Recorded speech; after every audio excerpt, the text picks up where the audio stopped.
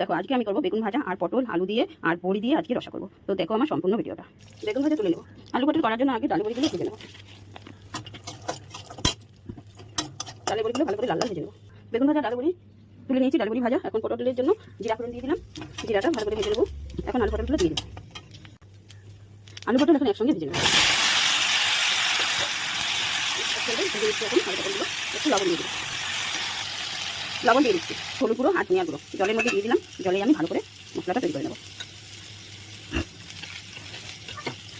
আলু পটলগুলো ভালো করে ভাজা হয়ে গেছে। এখন যে আমি মশলাটা তৈরি করে নিয়েছি সেই মশলাটা আমি এখন দিয়ে দেবো। সেই মশলা দিয়ে আমি একসঙ্গে ভালো করে কষিয়ে নেবো। আর এর সঙ্গে এখন আমি লবণ আর চিনি দিয়ে দেবো। আলু পটলের মধ্যে আমি এখন লবণ দিয়ে দিলাম, তারপর দিয়ে দিলাম চিনি, দিয়ে এখন ভালো করে নেড়ে চেড়ে কষিয়ে নেবো।